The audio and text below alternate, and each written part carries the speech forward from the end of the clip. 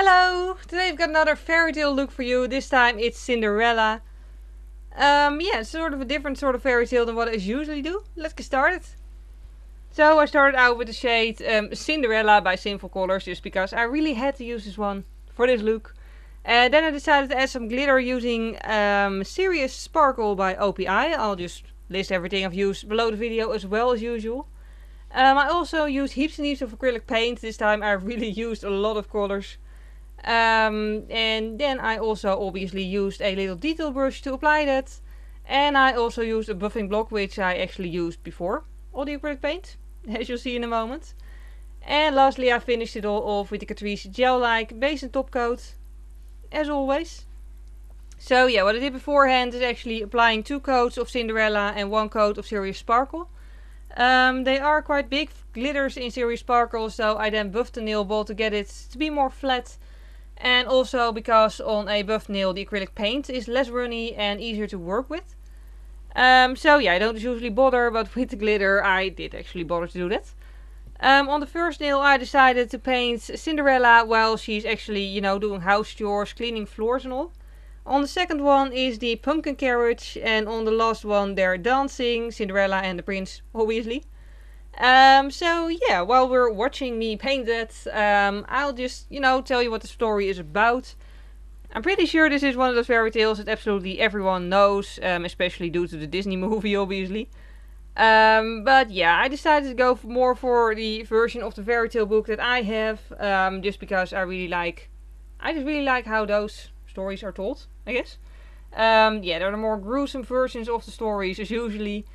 But yeah, in this one, the general story is usually that, like, her father is dead, I think. Yeah, no wait, her mother died, and then her father remarried to a woman who already had 2 children, 2 daughters, and obviously, you know, her daughters are amazing in her eyes, and then Cinderella is just worthless and only good for doing housekeeping. At some point, the stories sort of differ, like some stories say that her father went on a very long business trip, and other stories say that her father died because, you know, when you're a pretty girl in a fairy tale, you can only have the worst of luck while you're young, because that's just the thing apparently. So yeah, pretty much at that point she was completely in the hands of her evil stepmother and evil stepsisters, and she was pretty much a slave in her own house. So obviously at the point where the prince, or like the whole like king and queen and family of the prince, who are never mentioned in the story, decided to throw a ball, she wasn't allowed to go because she didn't have a dress anyway, and you know, like, obviously her stepmother didn't think her worth it to buy a dress for her. At that point the stories also differ. Of course, in the Disney movie there was a fairy godmother. In the fairy tale book I have, she actually went to her mother's grave, and there she cried because she couldn't go to the ball. And then a bird randomly flew towards her and gave her a huge big prom dress. Because, you know, apparently it was a very strong bird. Like, the ridiculous thing is, in the image in the storybook, the bird is ridiculously tiny and the dress is ridiculously heavy looking. So yeah, fairy tale logic. But either way, that means she can actually go to the ball. And yeah, then there's the pumpkin carriage thing. Yeah. Which isn't actually in all versions of the story, but I just think it looks really cool, so I wanted to paint it. And she goes to the ball, where she of course meets the prince, and for some reason her own stepmother and stepsisters don't even recognize her, all because she's wearing a different dress and different hair toys, because logic. And of all the girls there, of course the prince wants to dance with her, and he falls in love with her. And then it's 12 o'clock at night, and the magic ends, and she suddenly needs to flee before she turns back to her as usual, you know, old worn down clothing style. And she loses one of her shoes. So yeah, the little glass shoe. And yeah, then of course there's just, you know, the whole obvious story of the prince going in search of her.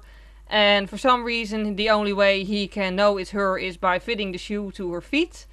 Because for some reason he can't recognize her face or something. That's just logic I never quite got, but okay, that's fairy tale logic as well apparently. But yeah, and at that point the stories also sort of differ. Like, yeah, a lot of stories just say that the shoe didn't fit on the evil stepsisters. The storybook I have actually goes a step further and says that on the first of the two stepsisters, her toes were too big, so her mother said to just cut off her toes so the shoe would fit. But obviously, due to all the blood, the prince noticed that something wasn't quite right, so yeah, that didn't work out. And the second sister, well, her heel was too big for the shoe. So, of course, her mother told her to cut off her heel, which she did, and then, of course, that also didn't work because, of course, the blood was, pretty much showing again that something wasn't quite right. Let's not even think about how the shoe must have looked at that point with all the blood, but I'm pretty sure they rinsed it between, having people fit it. At least I hope they did. Either way, then it's Cinderella's turn, and obviously she does fit the shoe, and it fits perfectly on her, and then the prince knows it's her, that it's the girl who he danced with all night, and, saw her face all night, yet still didn't recognize her until she put on the shoe. Yeah, and then he marries her, because in fairy tales apparently dancing with someone for one single night means that you know for sure that you're going to love them for the rest of your life. And then she's a princess, and at that point, again, some stories say different things. Some stories say that she actually was quite nice to her stepmother, evil stepmother, and her evil stepsisters. And actually, had them live in the castle as well. Other stories say that she instead had them killed. So yeah, just pick for yourself which story you want to believe. But yeah, and then they just pretty much lived happily ever after as per usual in fairy tales.